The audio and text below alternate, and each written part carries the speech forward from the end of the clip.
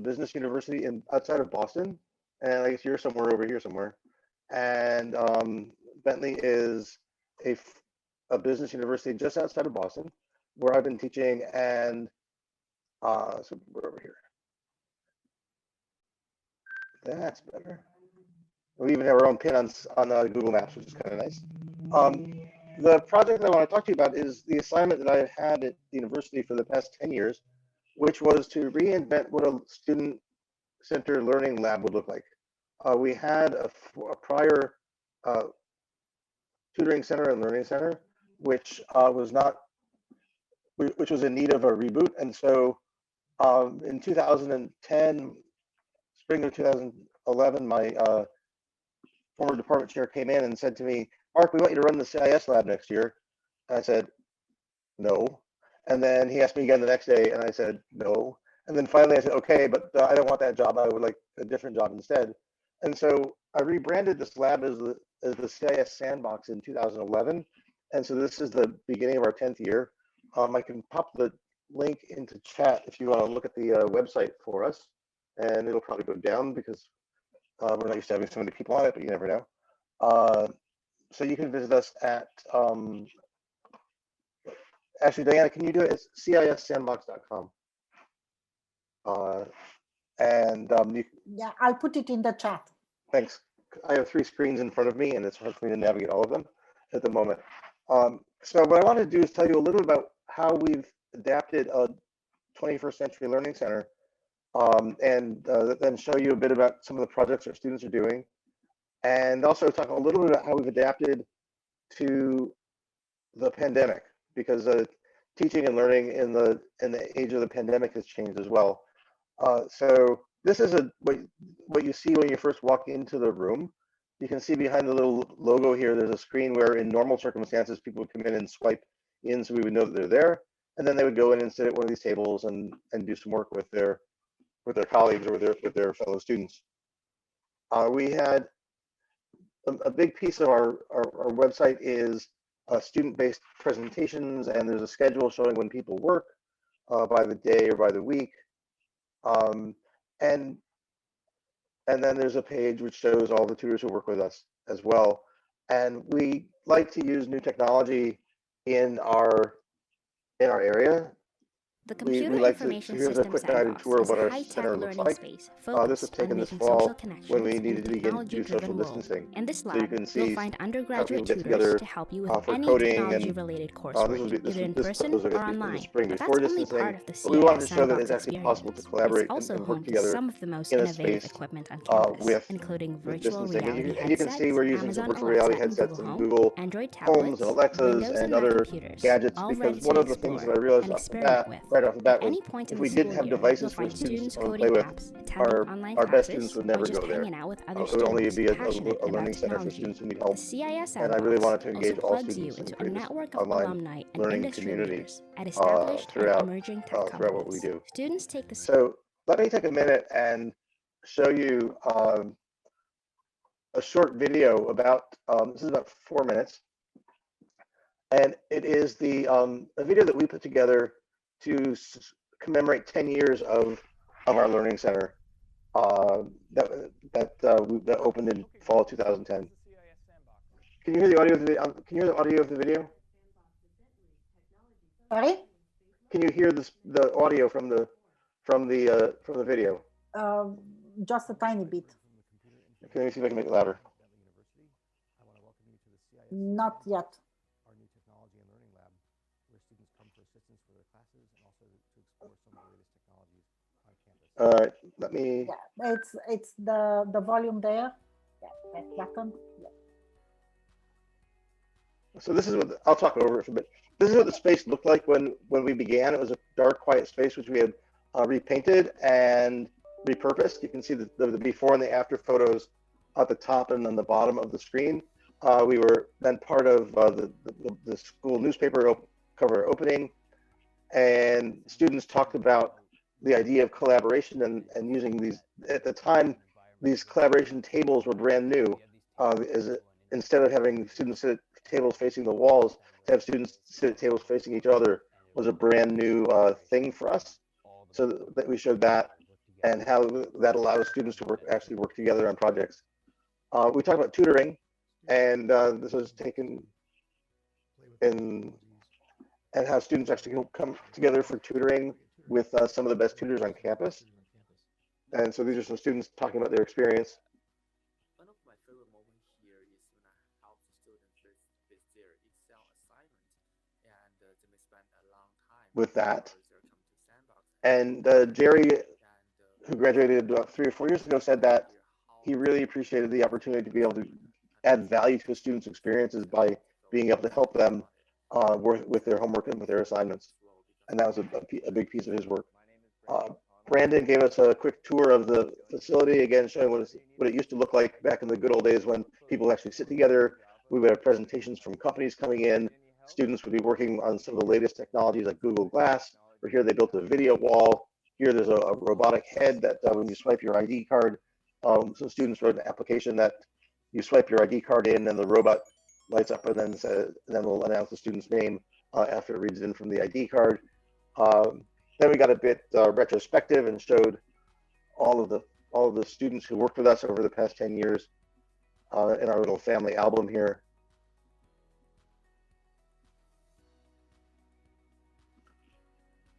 And you'll notice that there was a big change in 2020 because this was actually the first year where we couldn't get all of our students together in the same place at the same time because of the pandemic. One of the big things that students did to enable tutoring and learning throughout the past 10 years is creating videos. A lot of our students learn Excel, and so this just shows several of the videos that our students created so that they could be around to help their classmates with their problems using Excel, with their homework with Excel. What we learned when we first did this was that it was also a way for the students to create relationships with their students, because people would come in, watch some of these videos, and then they would want to see that tutor in person who they saw on the screen. This is just an example of some tutoring going on, playing with some new technologies like virtual reality headsets, which we like to do, but we can't do anymore.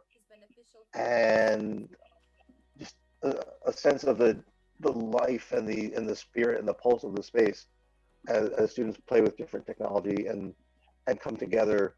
Both, it shows that learning can happen both inside the classroom and outside the classroom. And then we talk a little about careers and how the 21st Century Learning Lab has to be a place where what students learn and where they learn it links them to where they're going to be applying their knowledge in their future careers. And so Jim here is talking about some of his responsibilities beyond tutoring, which included, in his case, creating some of the videos that we talked about earlier to help create instructional materials that we use for learning.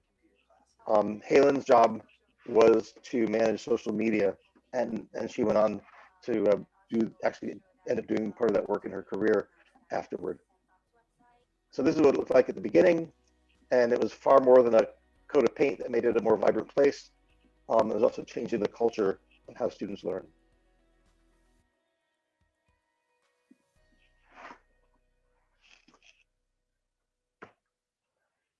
And you can watch that, and all of the videos from our open house presentation are online.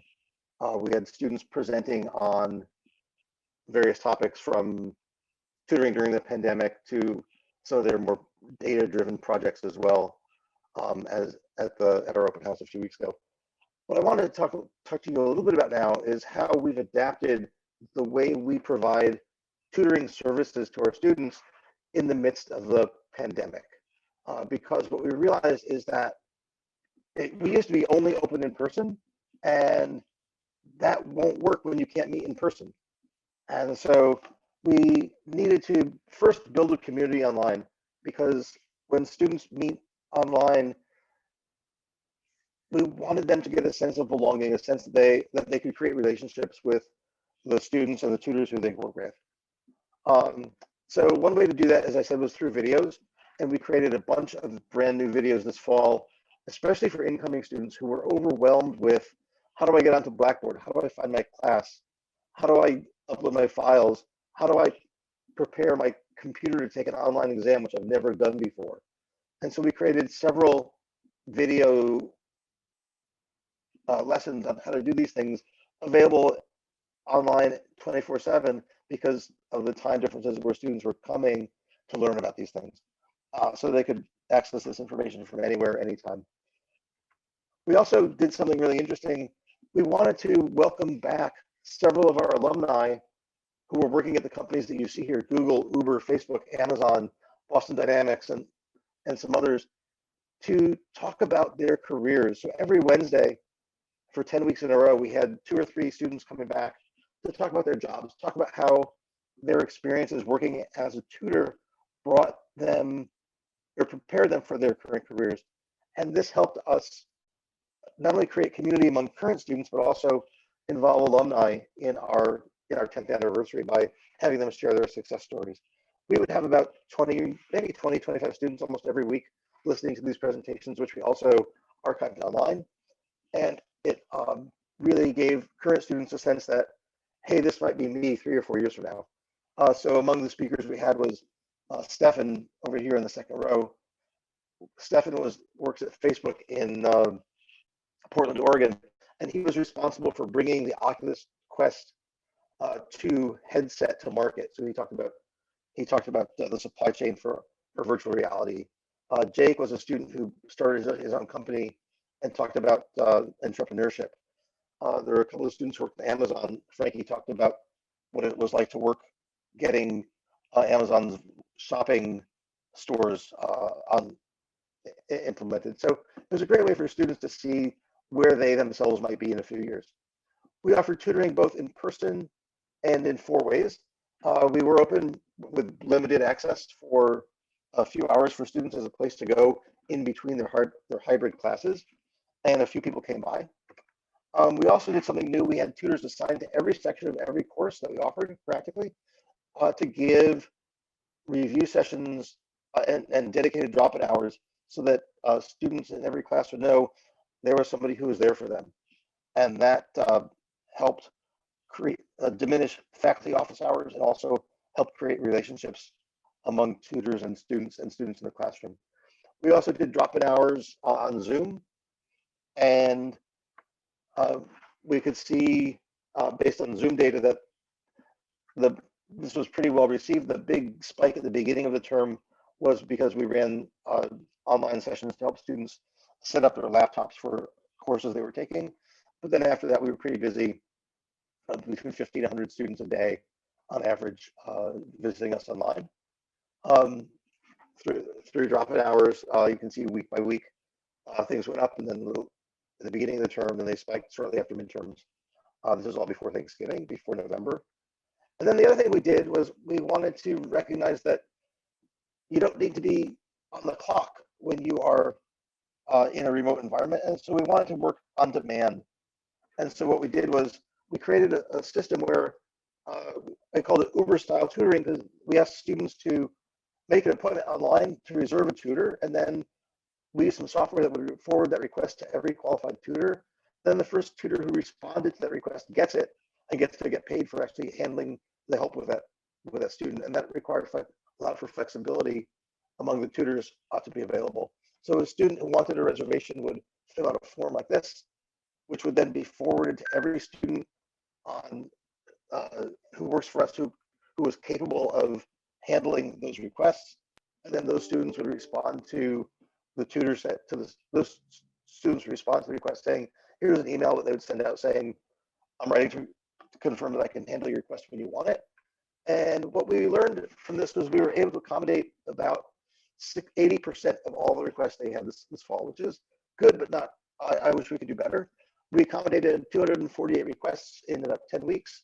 We were unable to accommodate 63 of them. And for those 63 people, they would receive a message saying, sorry, we couldn't accommodate your request in 24 hours had passed, and then ask them to try again.